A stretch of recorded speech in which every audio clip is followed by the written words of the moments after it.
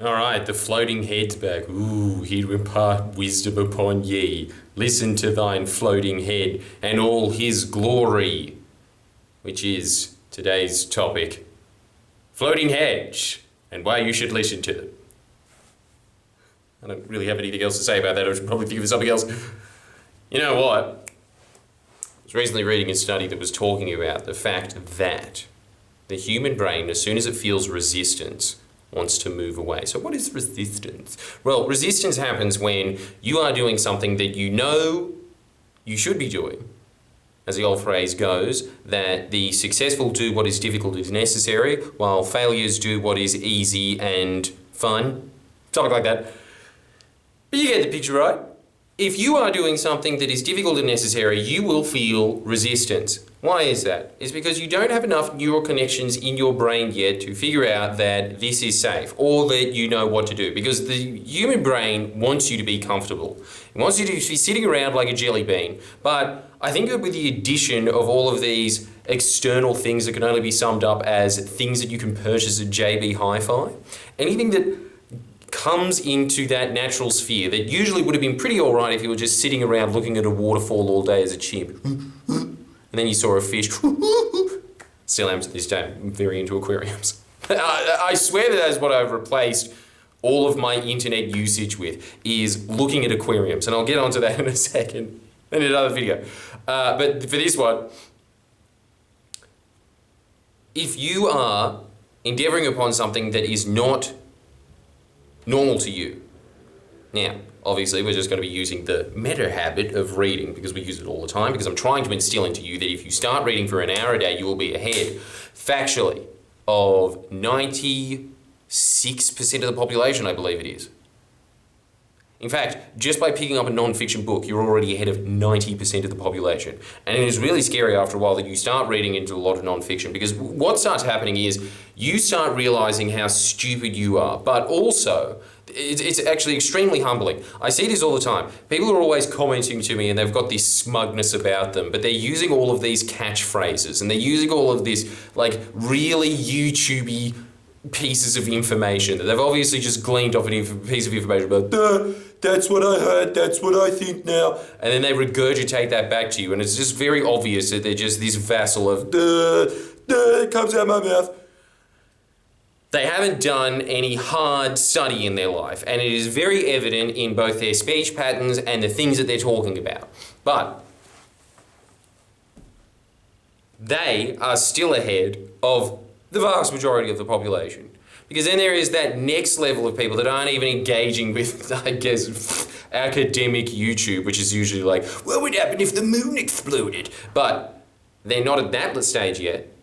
And so they're just in this kind of like nether region zone where they're just looking at like serious tea and drama and stuff. And that is a level of stupidity that is honestly terrifying. But the thing that also happens is when you start reading a lot of non-fiction, you also realize how stupid you are as well. But you also get the nice little advantage of knowing that, hey, I might be this much smarter than the average person, but that is a huge leap in life. But anyway, sorry. Let's just get away from being smug and also condescending of yourself at the same time. Let's go into the main point, which is that you will feel a resistance if you start reading. So usually what happens when you start reading non-fiction books, if you're not used to it, I don't know why I put that in quotation marks, but there it is. What happens is that you usually start getting sleepy. Around the 15-minute mark, your mind starts to wander off. You can't absorb that much information. That's one example of it. Another example in my own life is that when I am starting out on one of my big explainer videos, which I do because I know that they are, one, going to get a lot of views, but also because some topics just require it. Some topics actually do need an hour-long explanation, particularly when you are constantly dancing in the unbelievably bad tightrope underneath a fire lake hell that is the propaganda model, because you are constantly challenging ideas that are just accepted by wider society through billions of dollars being pumped into them. And so to do that, you always have to come up with those measured responses. There's nothing measured about mine, but they have to go for a very long period of time. But I always dread starting to do them. It feels very satisfying filming one, but you know that as soon as you start, it's going to be a month, maybe months, before you have something tangible that you can actually record. It's a long process to get to that stage because you have to add jokes, you have to actually get the research done in the first place, you have to put it in a cohesive, digestible form, which is the main reason that most of these things just fall by the wayside because they're done by academics, and academics are what are known as losers at school, and so they have no charismatic skills whatsoever, and they can't communicate these important ideas. So you have to sift through all of that. The whole process is extremely tiring, and I just listen to a lot of whale mating sounds, I suppose, while doing it, which seems to make it go even longer as you imagine yourself a whale going from, say, the Arctic to the Antarctic. It's a long, drawn-out process. And the worst part, I think, is actually organising the information. Now that I've just been doing joke work for so long, it kind of just comes naturally to me. But the thing that is always difficult is getting from that stage of what is relevant, what is irrelevant, and what is actually going to capture people's attention. What do they actually need to know? That part takes a lot of sifting. And doing it is challenging. It makes me feel scared.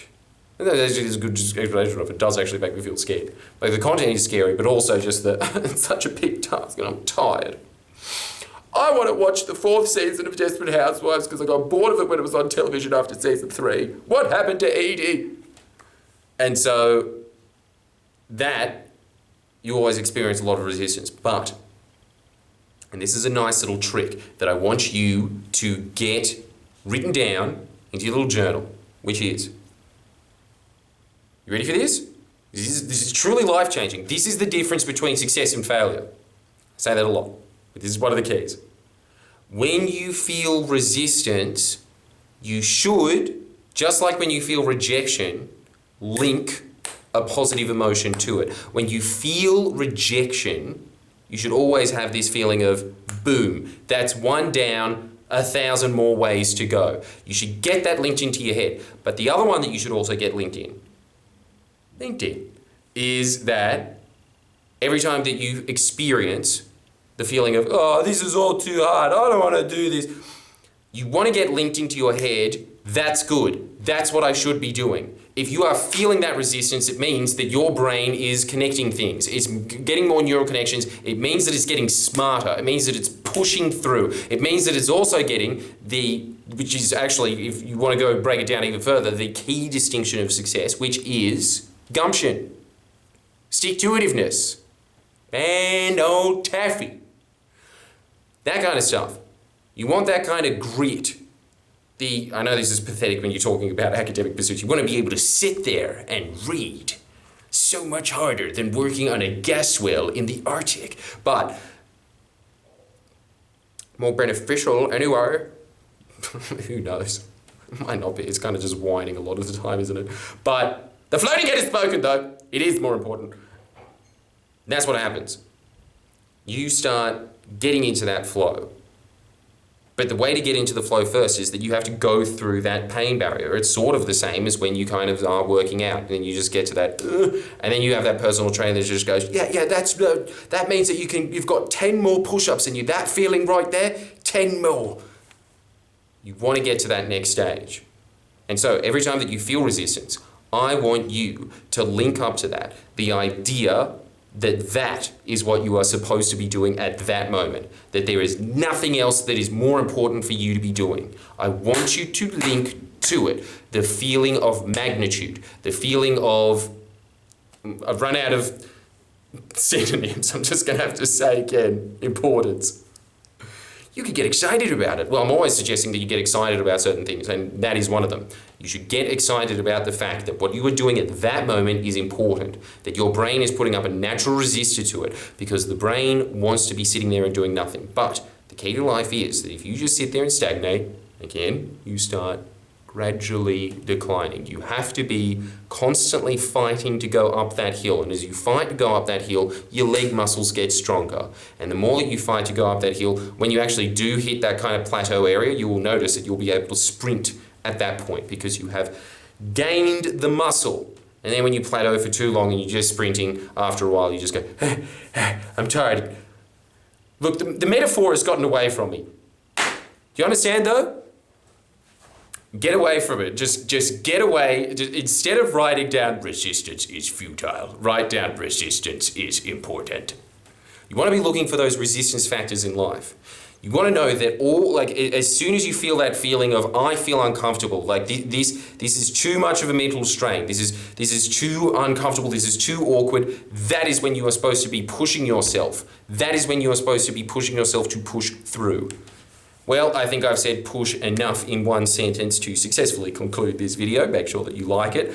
Also, if you would like more exclusive content, did you know, I could not believe that regular viewers of this program would know, but there is a special Jordan Shanks membership on Patreon where you get exclusive videos. And if you feel that you are benefiting from these videos, you practically owe me, don't you? Because essentially what you're doing is theft, even though I'm giving this away for free. What you are doing is when somebody who is those hot chicks that are handing out Red Bulls, you're taking more than you should take. And you should probably give some cash. All right, well, thank you so much for your time. I really appreciate it.